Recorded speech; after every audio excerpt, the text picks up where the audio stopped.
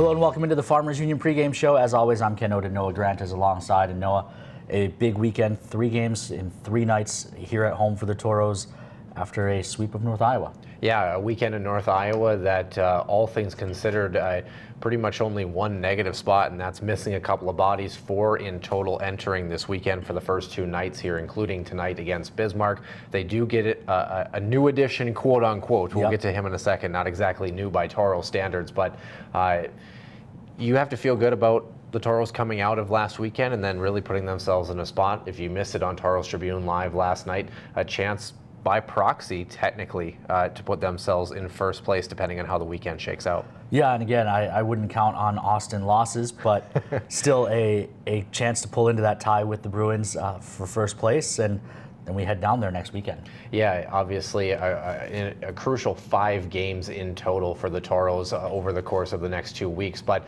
the focus and the task, of course, is tonight. You have a single game set against the most heated rivalry, I would say, maybe in the Central Division, but for sure by Minot standards, and a real North Dakota matchup. Bismarck entering play here tonight, and then of course St. Cloud the following 2 games on the weekend.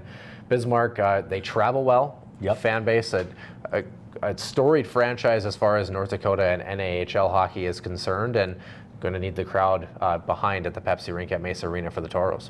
Yeah, the kickoff of the newly named Totten Trail Rivalry, brought to you by the Totten Trail Restaurant. That's about halfway between here and Bismarck. Teams are playing for a new traveling trophy, a giant compass. That'll be in the building tonight here, so I'm looking forward to seeing that. And yeah, it's a big weekend, big night anytime these teams face off. And I think what's been good is the last couple of years, both these teams have been competing for a playoff spot against each other, and that has made the battles that much more interesting as opposed to years in the past where maybe the Tauros weren't as good or the Bobcats weren't as good more recently. Having both teams good at the same time makes it a lot more fun. Yeah, and only separated by 2 points entering play tonight. So Bismarck, they're looking for a chance to tie the Tauros as far as point totals are concerned. And then on the other side, the Tauros just trying to continue to create separation. They come off of a weekend against North Iowa where they only allow 1 goal on 42 shots, a .976 save percentage for the netminders, including a word that we're not going to mention here last weekend. Yeah. But a +7 goal differential, 4-0 and 4-1 were the final scores. You have to feel good coming out of a weekend like that. You took care of business. You had a split against Aberdeen the week before. Great showing at the showcase, and then 2 weeks off in there. Things are trending well for the Tauros. They've responded well to adversity. They're going to have to do it again tonight, down 4 players. Yeah, we've alluded to it. Might as well get that out of the way. Colby Wook, Chad Muller, Will Dawson, and Nick Zwiecki all out tonight and tomorrow night due to the very mild line brawl that took place in the second period on Saturday night. Only 2 guys actually got gloves off and started throwing punches.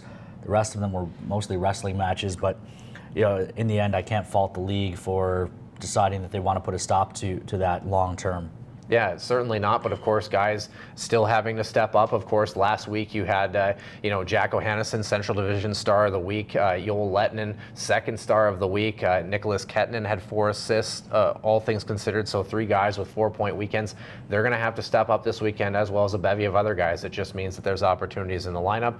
And of course, taking a look at the standings here, Ken, the Tauros Tribune Central Division standings, we talked about it. Minot entering tonight 6-2 here. Bismarck 5-5. So a lot on the line, and Minot only 1 point shy of Aberdeen and St. Cloud, who have 13 points respectively. And then, as you mentioned, the Austin Bruins are good at hockey, and they have been for a number of years, and they continue to roll that way. 17 players back from a team that made it to the championship game last year. They're going to be tough. But let's take a look at the Tauros Tribune Live players to watch. I'll kick it off. You mentioned it earlier, a player coming back to Minot, Blake Steenerson, returns to the Tauros on loan from Tri-City for the weekend to help the Tauros cope with having those 4 players suspended, including 3 forwards. Steenerson, a goal and 3 assists in 11 games for the Tauros last year. 48 points in 31 high school games last year before he joined the Tauros. So a scoring machine in high school, and hopefully that'll pick up again this weekend. Is that good? Yeah.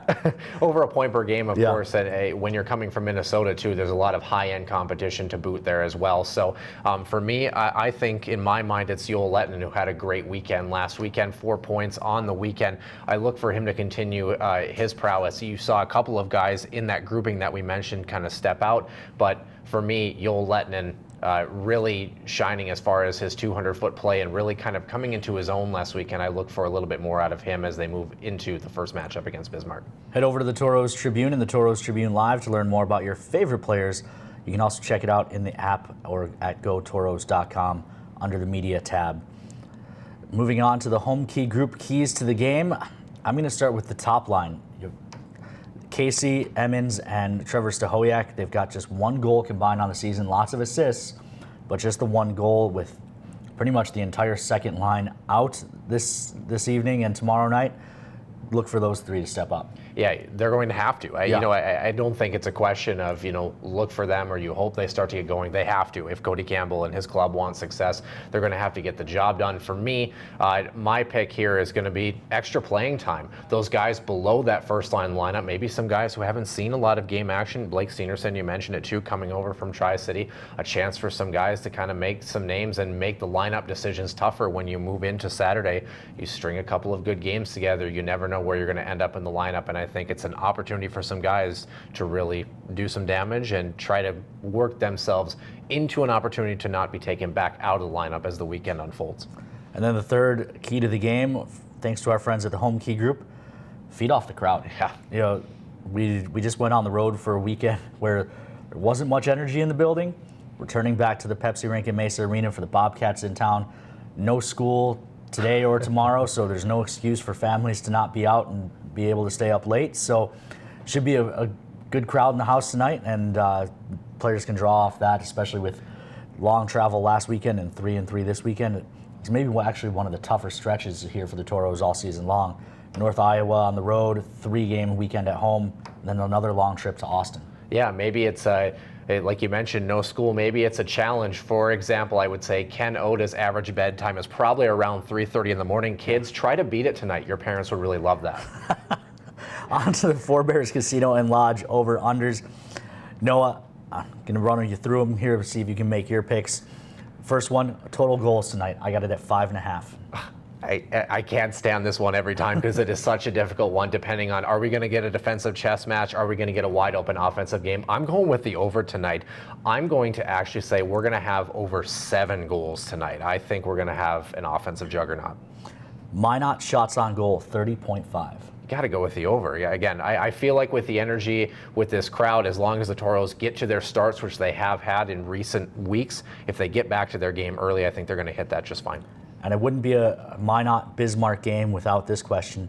Total penalties and minutes combined for the two teams, I got it at 16.5. Hot take here.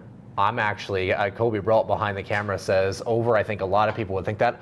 I'm going to go with under. And the reason being is the Tauros can't afford, after what happened last weekend, to 1, lose any more bodies, and 2, be shorthanded where they're already kind of shorthanded. And I think both teams know, already this early in the season what's at stake here. I think this one's going to be under. I think it's going to be hard fought. It is going to be chippy, but I don't think we're going to get above that penalty minute mark. I think it's going to be clean, but, very aggressive. Fans, you can put your picks in the Tauros Hockey mobile app. Get a chance to win a stay and play package from our friends at Four Bears Casino.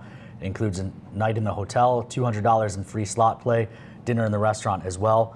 If you're over 21, go ahead and play that game, and hopefully you can win. Last thing you can play along with, the McDonald's Tauros Trivia. Noah, obviously we don't want you to guess because I'm fairly certain you know the answer. Yeah. Which Tauro has the most career goals against the Bismarck Bobcats all time? Was it Chase Springman, Tyler Jeanson, Christian Mose, or Derek Frentz? And those choices are hard ones. Chase Springman, most games played all time. Christian Mose, the only Tauro to put up over 100 points in his career.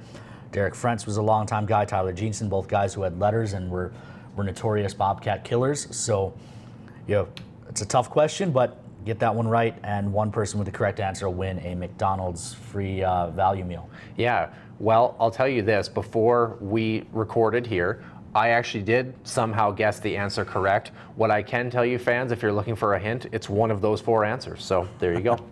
That'll do it for the Farmers Union pregame show.